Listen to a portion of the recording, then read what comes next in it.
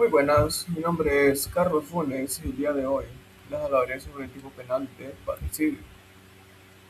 Con este video busco comprender el concepto, presupuesto, análisis y la fundamentación jurídica del mismo. Bueno, pues empecemos con el concepto.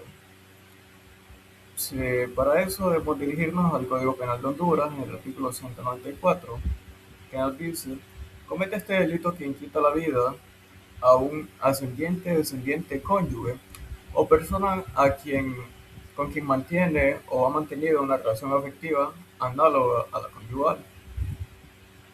Bueno, ya habiendo encontrado el artículo que nos define que es el parricidio, pasaré con lo que diría el presupuesto penal. Bien, el bien jurídico que se busca proteger aquí es la vida humana. Es, diría que es el bien jurídico más preciado, porque la vida no tiene un valor calculable realmente. La vida humana es algo invaluable.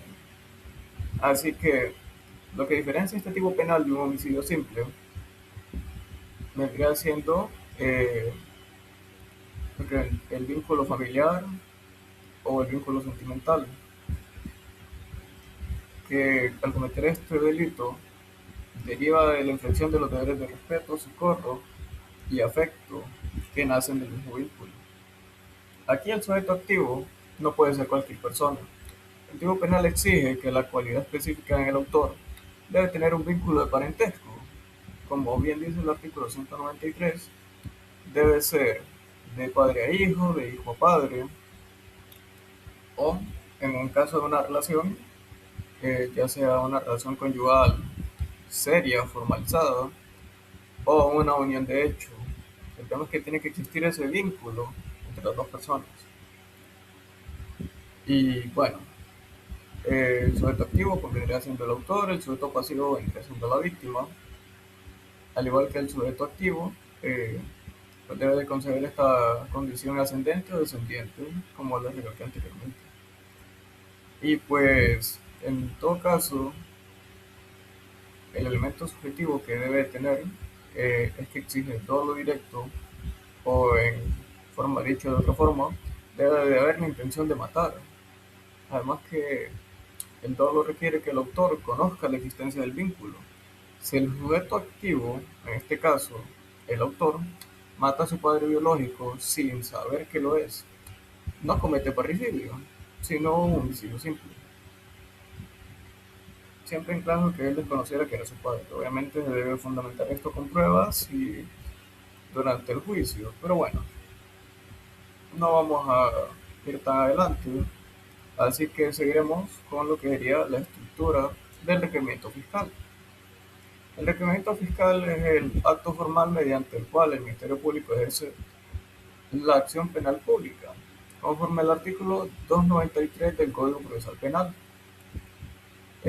Para un caso de parricidio, su estructura debe contener eh, lo que sería el órgano jurisdiccional dirigido a los jueces de letras de lo penal competente, determinados por el lugar de la comisión del hecho. O sea, en este caso, eh, nos iremos al principio de territorialidad, en donde se cometió el hecho, el juez competente de esa zona, en caso de que lo hubiera, eh, debe de dar cargo. Bien, también debe contener lo que sería el nombre del agente fiscal, fiscalía a la que pertenece y acreditación de su personería. También debe ser identificado del imputado y la identificación de la víctima. Se necesitan sus datos personales del encausado y pues también de la víctima, dejando claro su relación de parentesco o la unión afectiva. Ok, de ahí procederíamos con los hechos fácticos. Narración clara, precisa y cronología de cómo, cuándo y dónde ocurrieron los hechos, detallando las acciones específicas del imputado para quitarle la vida a su pariente, cuál fue su motivo, en qué lugar fue, cuál fueron, qué estaba pasando, el contexto, el momento, como dicen. Eh, de ahí sería calificación jurídica provisional, porque no se puede, hay que seguir el protocolo, no se puede condenar a una persona antes del juicio. Entonces, eh, se debe de argumentar por qué los hechos encajan perfectamente con este artículo 194, justificando la concurrencia del dolo y el vínculo que exige el mismo.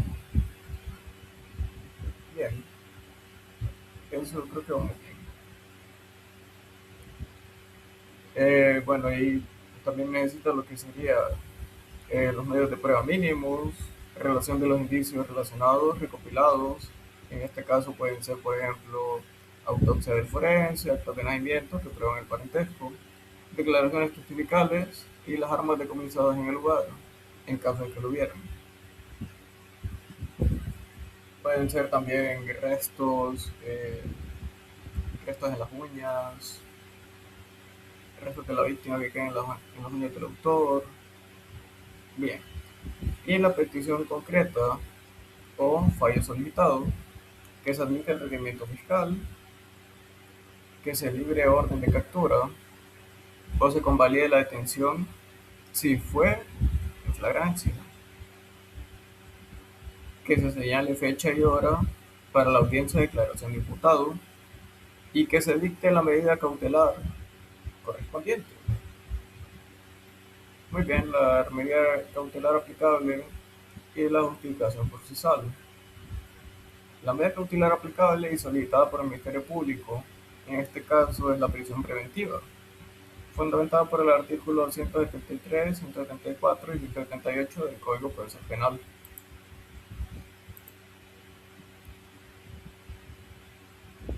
Bueno, sigamos. Ahora, ya que tenemos la medida cautelar que sería la prisión preventiva, les explicaré la justificación procesal de la misma. Y pues me basaré en dos presupuestos procesales universales. El primero sería el fumus boni luris, o en español la apariencia de buen derecho.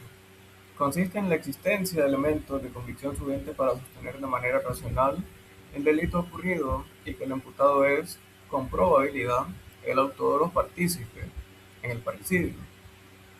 Esto pues cobra fuerza con la prueba científica, en este caso la prueba de la muerte, del deceso, el dictamen forense y la prueba civil del vínculo, en este caso con un simple certificado de el registro nacional de las personas, muerte de nacimiento, se puede comprobar de que tenían algún vínculo, o en el caso de que fueran pareja, eh, debería de, bueno, en el dictamen forense si queda marcas, huellas, declaraciones, todos los medios de prueba necesarios pueden ser utilizados para fundamentar esta, para fundamentar lo que sería la prisión preventiva. Y el otro concepto universal que utilizaría, mejor dicho, futuro, sería el perículo in mora. En español, peligro por la demora o riesgo procesal. Eh, bueno, por un lado, pues está el peligro de que el autor, al ver la gravedad de la pena, se intente dar la fuga, porque en este caso el parricidio está clasificado como un delito grave, con una pena de prisión de unos 20-25 años, o más si concurren agravantes. En este caso, si nos dirigimos al mismo Código Penal, nos dice que la pena establecida en el párrafo anterior se aumenta en un tercio cuando la muerte que se hace referencia, eh, en este caso esta se produzca concurriendo algunas de las circunstancias señaladas en el asesinato, que es el artículo 193, que ya nos dice que si concurre las circunstancias de precio, recompensa o promesa remuneratoria, la pena de prisión debe ser de 25 a 30 años. Y también nos dice eh, al inicio del artículo, quien da muerte a una persona concurriendo alevosía o ensañamiento debe ser castigado con la pena de prisión de 20 a 25 años. Muy bien, con esto leído. Entonces, la jurisprudencia penal hondureña establece que la magnitud de la pena futura constituye un incentivo natural o un, una fuerte deseo de huir por parte del imputado en caso intentando evadir la justicia en caso de que encuentre libertad. Y por el otro lado, pues estaría el peligro de la obstrucción de la investigación. Según el artículo 178, eh, inciso 2 y el inciso 3 del Código Procesal Penal, pues dice que al tratarse de un delito que ocurre dentro del núcleo familiar o afectivo, si el imputado permanece en libertad, existe el riesgo inminente de que presione o amenace o coaccione a los testigos directos del hecho, en este caso probablemente otros familiares o quienes vivieran con ellos. Podrían ser vecinos, allegados comunes, destruyendo así la pureza de las pruebas testimoniales que deben evacuarse en el juicio. Y pues bien, entonces, por mi parte, eso sería todo. Esto sería todo por mi parte. Que tengan buen gusto. Mi nombre es Carlos Funes y les deseo un